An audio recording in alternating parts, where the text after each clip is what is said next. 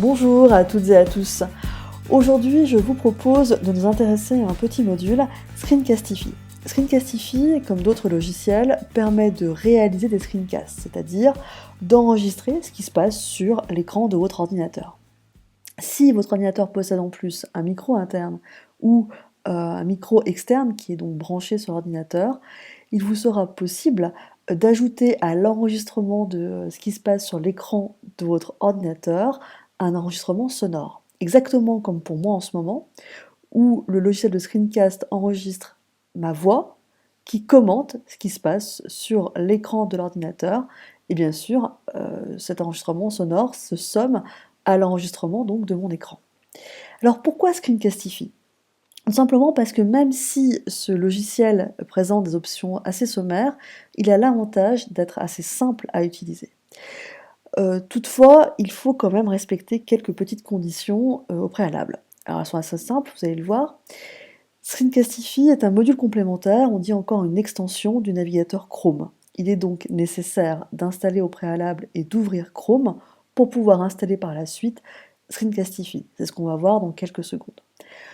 De plus, en général, quand on réalise un screencast, c'est pour déposer cette vidéo sur une plateforme type Dailymotion ou YouTube. Screencastify étant un outil de Chrome, il sera donc possible de basculer la vidéo réalisée sur YouTube. Mais pour cela, il vous faudra un compte Gmail auquel sera associé un compte YouTube. Si je résume, pour pouvoir donc utiliser ce petit module, il vous faut d'une part Chrome, le navigateur Chrome, pour pouvoir donc associer Screencastify à ce navigateur, et d'autre part un compte Gmail auquel est associé un compte YouTube sur lequel sera déposée la vidéo en question, et grâce à YouTube, on le verra aussi par la suite, il est possible de réaliser quelques petits montages vidéo assez sommaires, mais là aussi suffisants pour pouvoir optimiser le screencast. Alors maintenant, on va tout simplement installer donc ce fameux petit module Screencastify.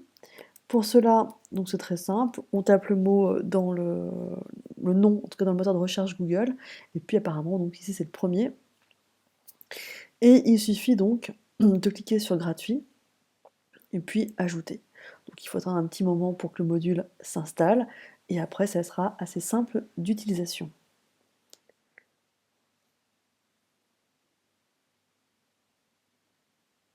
Une fois le téléchargement terminé, l'icône de Screencastify s'installe automatiquement dans la barre au-dessus de Google. Et puis donc on vous demande où est-ce que vous voulez mettre donc les enregistrements, sur Drive ou localement sur le disque. Alors à partir de là, donc, si on clique là-dessus, on a un petit tutoriel en anglais qui apparaît. À partir de là, pardon, il existe donc plusieurs façons d'enregistrer. On peut enregistrer plein de choses sur son écran. Ça peut être simplement, par exemple, le navigateur actuellement, je peux montrer un petit peu où je pourrais aller.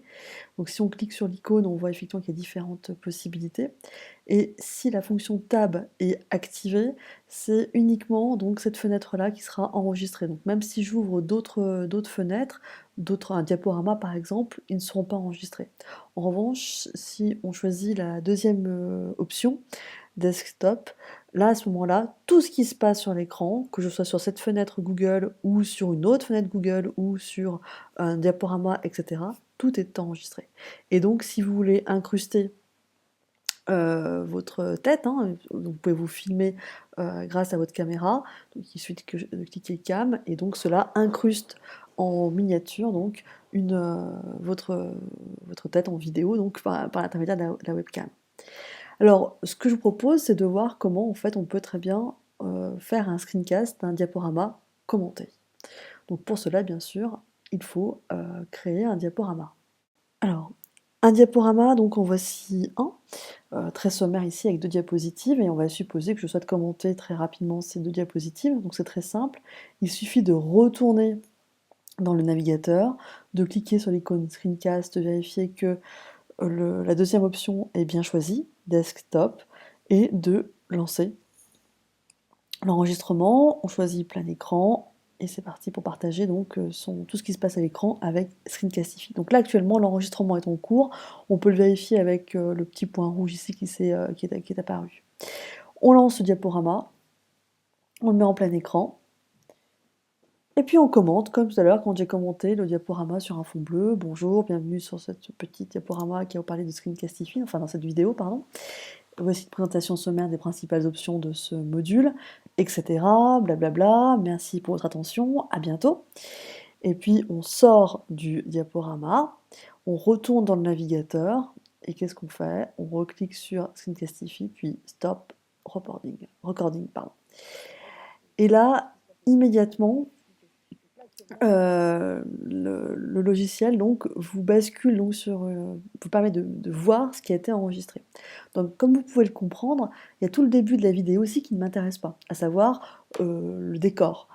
Et puis, bien entendu, il y aura le même problème à la fin. Quand on va sortir du diaporama, on ne veut pas non plus garder cette fin. Donc ce petit montage, le fait de couper ce qu'il y a au début et le fait de couper ce qu'il y a à la fin de la vidéo, hein, donc c'est-à-dire le lancement du diaporama et la sortie du diaporama, ceci, eh bien on pourra le faire notamment sur YouTube. Alors, il existe d'autres logiciels, hein, comme VirtualDub par exemple, ou Windows Movie Maker, qui permet de réaliser des montages.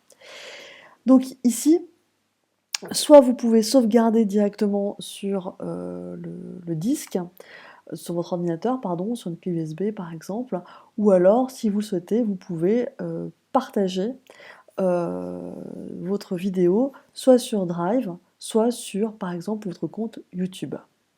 Donc nous, c'est ce qu'on va faire par exemple. Et puis donc on verra une nouvelle fenêtre qui va s'ouvrir. Donc ici, on a donc notre nom de chaîne enfin notre nom de compte Gmail pardon, qui est activé. Et puis après, vous pouvez choisir donc si vous voulez que la vidéo en question soit publique, c'est-à-dire que n'importe qui pourra voir la vidéo, ou seulement que les personnes qui ont le lien puissent avoir accès, ou seulement vous. Donc cette option après est modifiable encore sur YouTube, donc admettons que je choisisse la deuxième version par exemple. Et puis après donc on transfère cette vidéo sur YouTube. Donc ici vous avez la barre de progression, d'accord, du transfert de cette vidéo sur le compte YouTube qui est associé à votre compte Gmail. Donc c'est plus ou moins long en fonction bien sûr de, pardon, de la durée de l'enregistrement.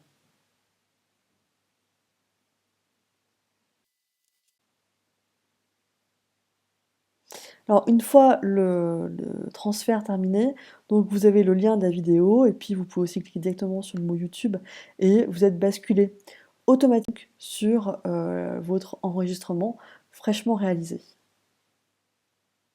Voilà. Alors parfois quand c'est un peu trop long, il suffit juste bizarrement de réactualiser la page YouTube pour voir sa vidéo s'afficher.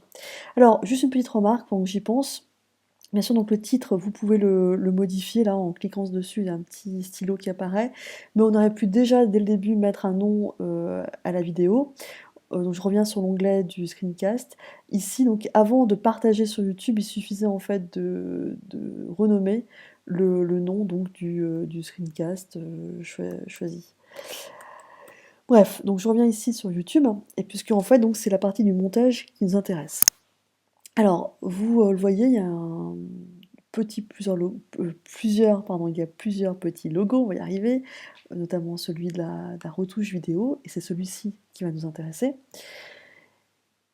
Et donc vous voyez ici votre vidéo, et notamment avec un petit module qui s'appelle couper les parties de la vidéo. Et bien c'est exactement ça qui nous intéresse, puisqu'on veut couper le début et couper la fin de notre screencast. Donc vous avez ici en bas une sorte de bande vidéo, enfin les bandes son, mais dans la durée. Donc ici elle dure 40 secondes. Et il vous suffit tout simplement de sélectionner la partie que vous ne voulez plus voir. En l'occurrence, eh ben, nous on va s'arrêter par là, puisque on voit ici que le début du diaporama commence ici. Voilà. Et puis après, donc, il suffit de faire la même chose pour la fin de la vidéo. Donc, à savoir, on va raccourcir la fin de la vidéo jusqu'à parfois un petit peu réajuster. Et une fois que c'est fini, une fois qu'on a sélectionné la portion qu'on veut garder, donc c'est-à-dire la portion qui est non grisée ici sur la vidéo, il suffit sur la bande du bas, pardon, il suffit de cliquer sur le bouton terminer. Donc à partir de là, la vidéo donc a été ajustée. Et puis, une fois qu'on la lance, donc on a bien le début et la fin souhaités, comme on va le voir dans quelques secondes. Voilà. Donc, Et ensuite, donc, il n'y a plus qu'à enregistrer, bien sûr, cette vidéo. Et ensuite, donc, à partager le lien YouTube avec qui vous voulez, par exemple avec des collègues, des camarades, des élèves, etc. Voilà. Eh bien, ceci met un terme à cette vidéo sur Screencastify. Donc, on a vu que le navigateur Chrome était nécessaire pour pouvoir installer ce module Screencastify. À partir de là, en fait, vous pouvez directement basculer cette vidéo sur YouTube et faire donc le montage vidéo sur YouTube. Mais je pense que vous l'avez compris, c'est assez sommaire, parfois ça rame, c'est un peu délicat, c'est pas toujours précis. Ou alors utiliser un autre logiciel de montage. Donc pour cela, ça veut dire que vous ne basculez pas votre vidéo directement sur YouTube, mais vous la basculez sur votre disque dur par exemple, puis vous faites le montage. Et après, donc, depuis YouTube, à cette fois, vous téléchargez votre vidéo sur votre chaîne. Voilà, eh bien j'espère que cela vous a apporté un petit peu plus de connaissances sur ce logiciel et je vous dis à bientôt.